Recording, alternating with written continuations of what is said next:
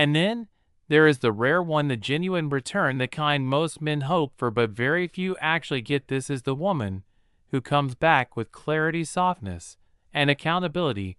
She does not pretend nothing happened, she acknowledges the distance, she shows vulnerability, she communicates intent instead of confusion.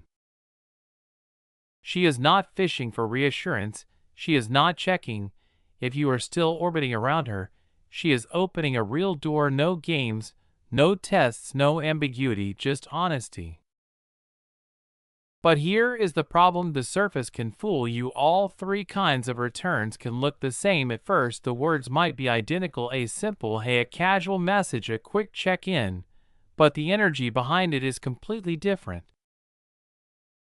That is why your job is not to react to what she typed. Your job is to observe how she typed it, why she typed it, and what emotional pattern her timing exposes. So pause and ask yourself, is her message warm or hollow? Does her energy move toward you or does it drift around you? Is this curiosity, boredom, or sincerity?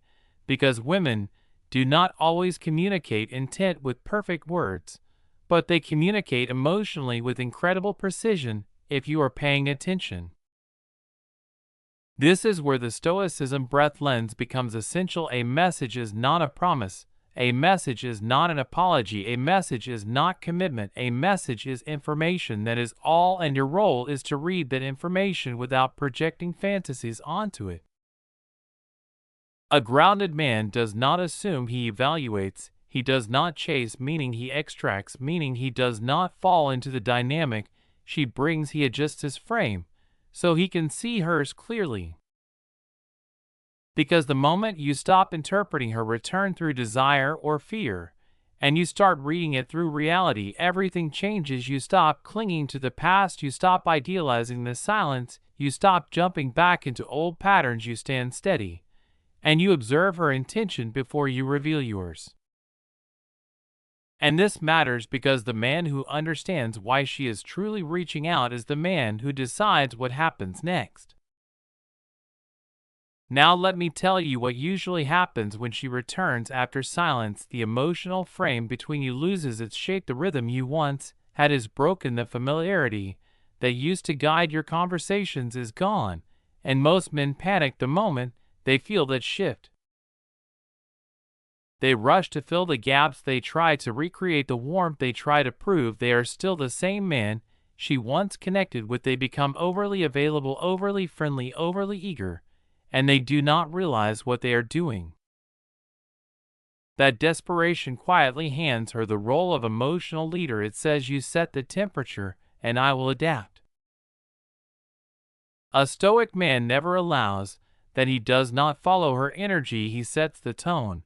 And leading the frame is not about control or manipulation, it is about direction. It is about deciding the emotional pace of the connection, instead of surrendering to the pace she brings. It is about showing her without attitude, without theatrics, that you are the emotional center, not a follower scrambling to stabilize what she destabilized. And yes, the temptation to slip into old patterns is strong. When she comes back, you want to be warm, familiar, reassuring, expressive. You want her to feel the closeness you once had. But understand this, the moment you try to recreate the past, you lose the leverage. The silence gave you growth does not look backward. Growth looks steady, grounded, forward-facing. That is why the first rule of leading the frame is simple: do not rush. A man who moves slowly owns the tempo. A man who responds calmly owns the emotional weight. The masculine leads by pacing, not chasing. And here is the best part: you do not need poetic words. You do not need to sound cold. You do not need to perform. You simply need to be neutral, present, aware, collected. Because when your presence is steady, your standards stay intact. And when your standards stay intact, you can recognize the difference between a woman opening a real door and a woman just knocking to see if you are still there.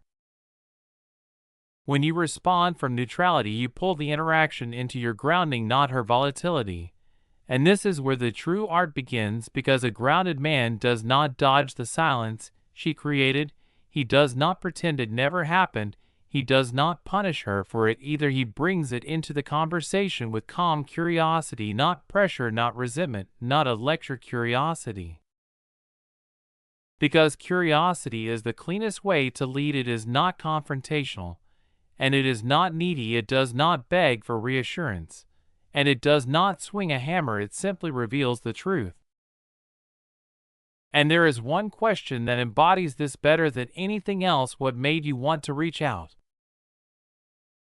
Say it gently, say it naturally, say it without emotional weight, like you are asking for information, not begging for comfort. That one question does what most men are afraid to do. It forces clarity, not through confrontation, but through direction. And the moment you ask it, you reclaim leadership of the dynamic. You acknowledge the silence without bitterness. You invite honesty without force. You position yourself as the evaluator, not the one being evaluated. Because here is the truth: her response will tell you everything you need to know. If she avoids the question, jokes around it, changes the subject, or deflects responsibility, then she is not here to rebuild anything. She is here to see if you are still available, if the door is still open, if you are still ready to fall back into the same pattern. But if her response carries vulnerability, sincerity, or accountability, the energy shifts. You can feel it. She steps into your frame instead of pulling you into hers. Now, leading the frame also means you refuse to mirror her instability. If she is warm 1 minute and detached the next, you stay steady. If she tries to create emotional spikes, mixed signals, vague comments, nostalgic references, you do not bite, you do not chase highs, and you do not fear lows. Because the masculine does not move with emotional whether it becomes the climate. And here is the paradox: the more stable you become, the more she relaxes into you. People do not trust someone who reacts emotionally to every shift. They trust someone who can hold emotional space without collapsing. Your calm is not just attractive, it is magnetic. It is the kind of steadiness that makes a woman feel safe enough to step closer, not out of testing, but out of trust. And this is important. Leading the frame is not about being dominant. It is about being directional. It is about setting the emotional tone through who you are, not through what you say. When you guide the interaction from grounded strength, she feels the difference immediately. She senses the shift. She recognizes the presence she always hoped you would step into. And if she came back for the right reasons, she will follow that presence without hesitation. But most men make the same mistake. The moment she reaches out, they respond with their emotions instead of their standards. And that is the moment everything collapses, not because they say the wrong words, but because they say them from the wrong place. A man who lacks containment becomes transparent, predictable, emotionally exposed. A man with containment becomes unreadable in the most attractive way. Containment is not coldness, it is composure. It is the discipline to feel deeply while choosing your output consciously. It is emotional restraint, not repression, but command. Because when your emotions run the conversation, you lose the frame before the conversation even begins. But when your presence leads the conversation, she feels it instantly. And this is why the masculine collapses the moment it starts explaining, confessing, or compensating. So here is your first rule. And it is simple: do not emotionally dump. You do not owe her paragraphs about how her silence affected you. You do not owe her a full report of your pain. You do not owe her proof that you suffered. What you owe yourself is your center, your standards, your peace, and the ability to speak without giving any of that away. You do not owe her reassurance that you missed her. You do not owe her a confession she has not earned. You do not owe her vulnerability delivered on demand. Emotional honesty is powerful, yes, but only when it is grounded, not when it is dumped out of fear. This is your second rule on Stoicism Breath. Do not overvalidate, because when a man responds with excessive warmth, eagerness, or enthusiasm, it sends a message you may not even realize you are sending. It says, her absence did not shake me, but her return did. and that subtle imbalance destroys polarity instantly. Most women will never explain this with words, but they feel it in their nervous system. They feel when a man is responding from longing instead of leadership. They feel when he is trying to win her back instead of standing in his own value. And containment is not only what you do with your feelings, it is also what you refuse to do with the conversation. Containment means you do not force direction, you do not pressure her to explain herself, you do not demand answers, you do not ask for promises, you do not turn the moment into emotional negotiations. Because pressure is what weak men apply when they do not trust themselves. They try to squeeze certainty out of someone else so they do not have to sit with their own discomfort. But containment is what strong men carry when they know they are the prize. They do not chase clarity, they embody it. So what does a contained man actually say? Very little. But every word is controlled, his tone is neutral, his pacing is slow, and his message is grounded. He does not jump into deep intimacy, he does not resurrect the past, he does not try to fix anything in a single conversation, he simply acknowledges her presence with clarity, and he moves from steadiness instead of excitement. And here is something most people do not understand. A short, calm, collected text communicates more masculine strength than any poetic paragraph ever could, because the power is not in the words, the power is in what your words do not leak.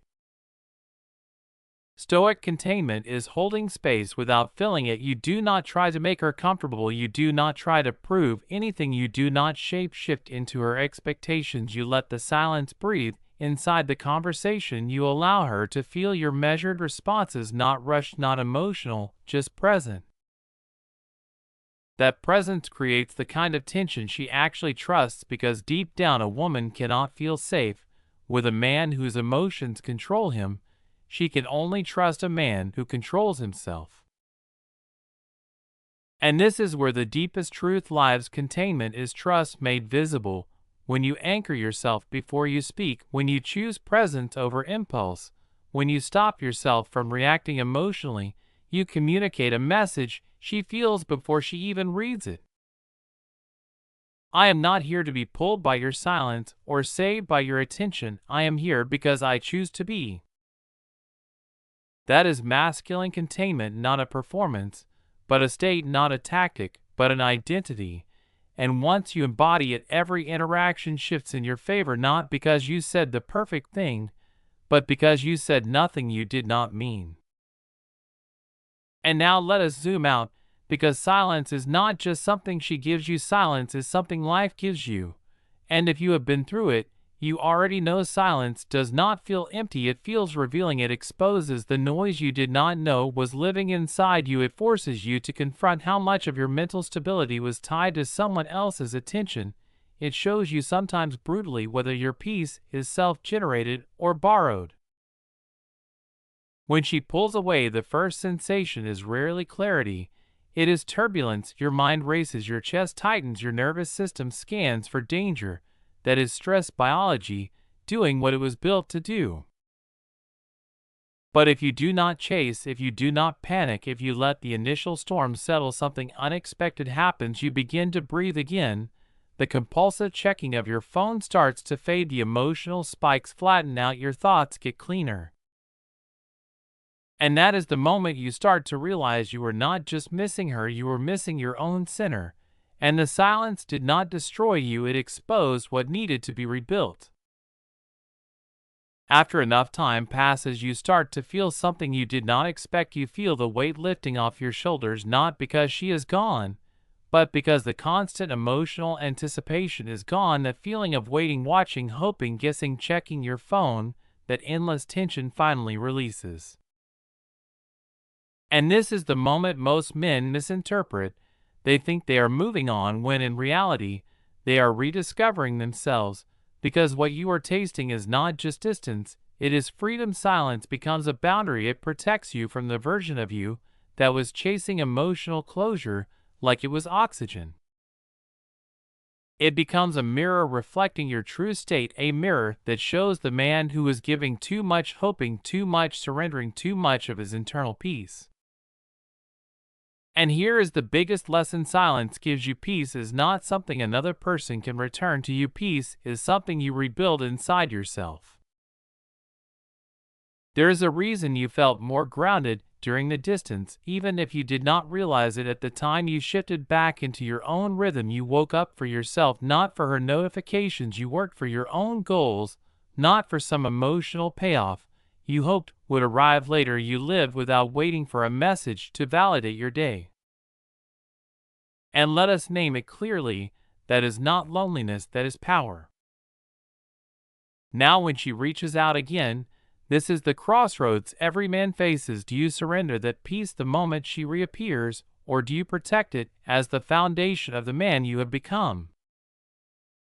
Most men break right here. They rush back, they collapse into old patterns, and they trade their peace for a quick hit of emotional familiarity.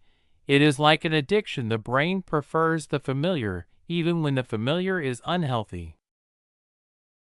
They think reconnecting means returning to who they were before the silence, but returning to that version of yourself is not love, it is regression. A Stoic man receives her message through a different lens. He does not see her return as victory, he sees it as information. He evaluates the energy she brings. And this is important. He checks whether her presence stabilizes his life or disrupts it, because not every message deserves access, and not every return deserves a restart. A woman can reach out for 100 reasons: curiosity, boredom, insecurity, validation, genuine desire. The reason can be anything, but only one question truly matters. Does letting her back and protect your peace or disturb it?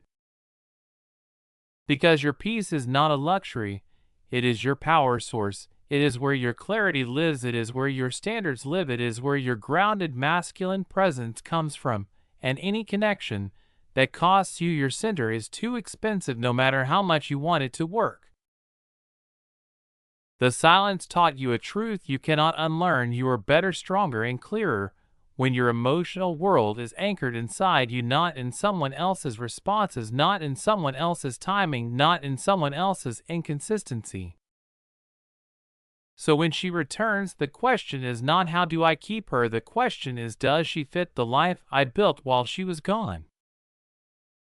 And if the honest answer threatens your peace, then the silence was not a pause, it was a warning. Protecting your peace now is the highest expression of strength you can show, not to her, but to yourself. Because when she reaches out after silence, most men panic and think there is only one question to answer: what do I say back? But a Stoic man sees something different. He understands he is not responding to a message, he is responding to a pattern, he is responding to an energy, he is responding to what kind of life he wants to live next.